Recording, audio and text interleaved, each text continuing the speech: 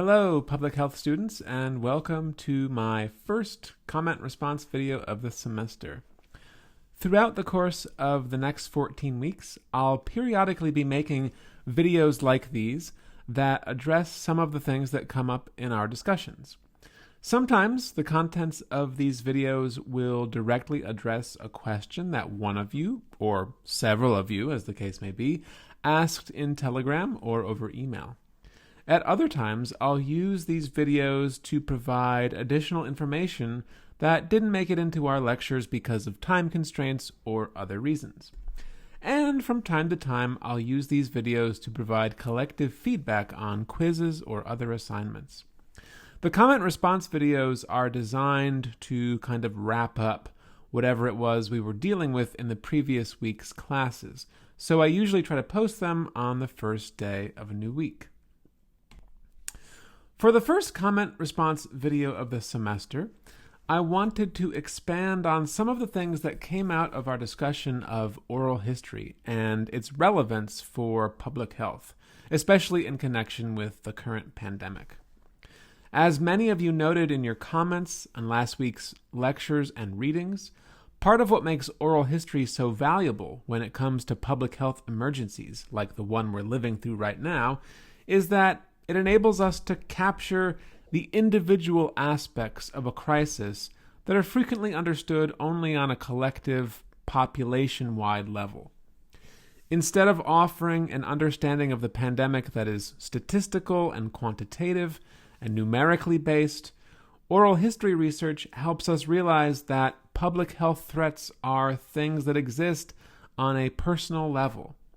So if we want to know about the qualitative side of things, whether it be people's experiences of illness, the emotional and psychological stresses that they've faced, or the general mood of the public, oral history research is crucial.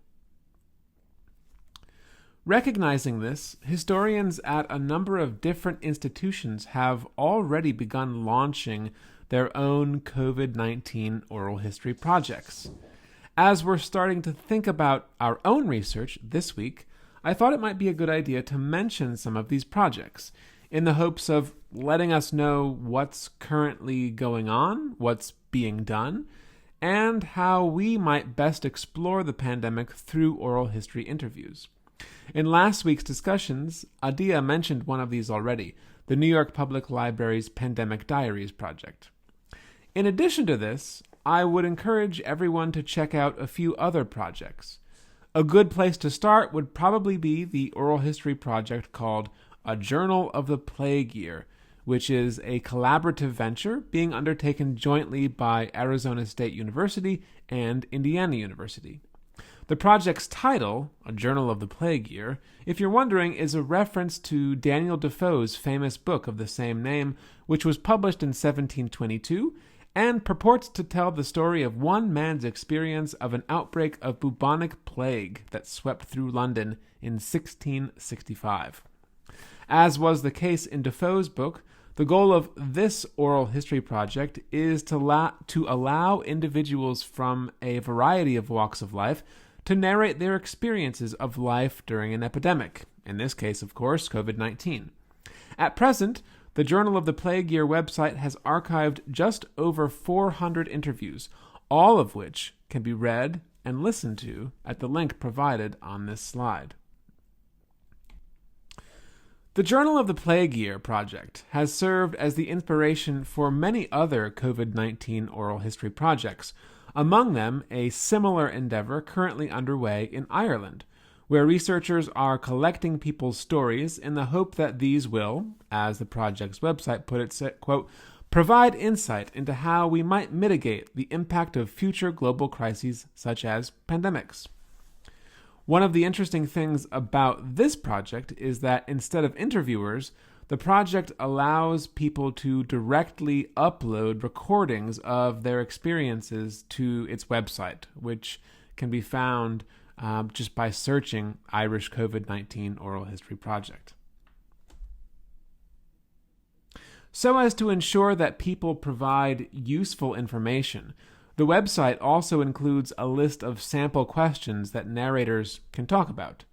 These are broken down into different sections, including outbreak, concerns, employment, personal, family and household, community, information, government, and the future. On the screen here, you can see some of the questions under one of these sections, the one entitled Family and Household. What do you make of these?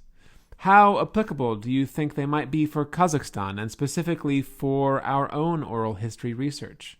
As we're thinking about interview questions this week, I thought it would be helpful to know what kinds of things other researchers are asking about. So have a look at these and feel free to adopt or modify any of them as you see fit. In our discussion last week, a number of you asked about the possibility of gathering information about young people's experiences of the pandemic. Talking to teenagers and young children is definitely doable, and there are already examples of COVID-19 oral history projects that focus specifically on these groups.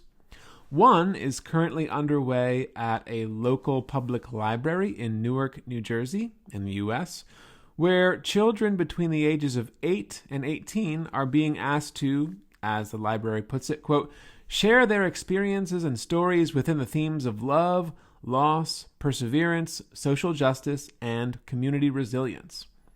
There are certain legal considerations to be mindful of here, as whenever we're talking to minors, consent needs to be given both by the interviewee, if possible, and by the interviewee's legal guardian or representatives, for example, their parents. Children need to be told about the project in a language that is understandable to them, and all scientific or technical terms need to be defined plainly. And obviously, the questions themselves need to be age appropriate.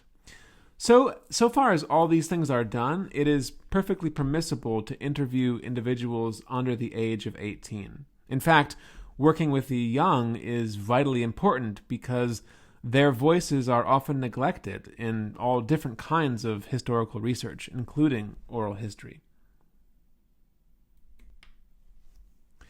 As we begin to formulate our own oral history research projects, another good website to be aware of is the Oral History Review's COVID-19 Resource Center, which I've linked to in the bottom of the screen here.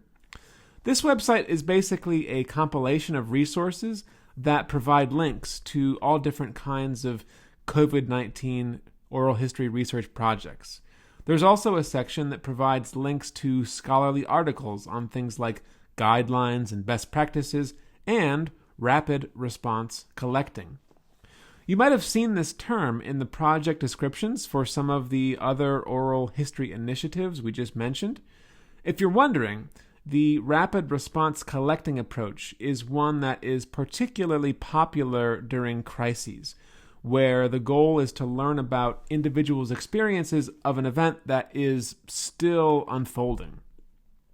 This is a relatively new kind of oral history, as the field has traditionally conducted research with individuals years after an event that has occurred. Instead of this, with rapid response collecting, the emphasis is on recording historical developments and circumstances as they happen. Part of the goal with this contemporaneous collecting is to create primary sources that can be of use to future historians, to ensure that valuable data is not lost as episodes of profound historical importance unfold. Within oral history, one particularly notable example of rapid response collecting is the 9/11 Project, which was launched by the Museum of the City of New York and the National Museum of American History. For more information on this unique approach to oral history, I would recommend a 2014 book by Mark Cave and Stephen Sloan called Listening on the Edge, Oral History in the Aftermath of Crisis. You can see the title image to that book on the screen right here. One final thing I'd like to address here in this video is a question that was raised last week about methods of transcription. In response to the excerpts that I provided from the Federal Writers Project, Some of you are wondering about whether it's a good idea for interviewers to transcribe the narrator's statements in a way that is consistent with their manner of speaking. For example, if someone is speaking in a dialect of a language, should the transcript reflect this? This is a really great and pretty thorny question. It gets at a very important point, and that point is that the recording of an interview and its transcript are very different documents. The transcript is not just the written version of the interview. These things are not identical. As David Olson puts it in his 1994 book, The World on Paper, quote, "No writing system, including the alphabet, brings all aspects of what is said into awareness. Even scripts such as the alphabet, which may be taken as representing the verbal form of an expression, fail to provide an explicit representation for the elocutionary force of an utterance. To the extent that they transcribe what was said, they fail to transcribe how it was said, and with it the indicators of how the speaker intended for the listener to take what was said. What is lost in the act of transcription is precisely what is so difficult to recover in the act of reading, namely, how the expression is to be taken. Even modern writers and readers have difficulty recognizing that texts, no matter how well written, never provide more than an indication of a speaker or a writer's audience-directed intention. Alphabetic scripts represent verbal form, what was said, but not the attitude of the speaker to that verbal form, that is, what was meant by it. This brings up an incredibly important question. When transcribing an interview, what does one do with things like gestures, silences, intonations, rhythms, accents, volume, and dozens of other elements of expression that are locked out of a transcript? There are, of course, orthographic systems that can represent the non-verbal aspects of speech, including things like laughter, or facial expressions, or intonation. This can help us understand differences between what a speaker says and what a reader understands. But can all of this really be captured? And even if we could, might doing so bring oral history into conflict with one of its chief goals, which is making accounts accessible and meaningful to other scholars and to the people who we're interviewing? Furthermore, might this new text assume authority over the recorded interview itself? And if different people would interpret non-verbal language differently, can there even be an authoritative version of the transcript in the first place? I don't have clear answers to these questions, but I do think that we need to think about them, individually and collectively. The only point I would make here is that a transcript is not a reproduction of reality. Neither, it can be said, is the recording itself a simple representation of someone's experience. That is to say, not even the interview itself should be regarded as necessarily authentic. Oral histories, in fact, are performances. Often it's the occasion of the telling that shapes the narrative. William Schneider put it like this. Years ago, Alan Dundes pointed out that stories contain at least three elements: text, texture, and context. These considerations have become basic to our understanding of oral literature and the verbal arts, terms which are often used interchangeably but carry slightly different emphases. Taken together, the terms point to the hallmarks of oral tradition. It is creative and personal, but is also structured and experienced by a group of people who share a basic understanding of the way stories are told and how to comprehend their meaning. Hopefully this gives us some good food for thought as we begin to assemble the different pieces of our own projects. All right, that's all I've got for now. Thanks for the many wonderful questions you asked during last week's discussions. I hope I've provided some decent answers here and that you found this video helpful. I look forward to seeing all of you in our discussion board this week. Let's start designing those projects.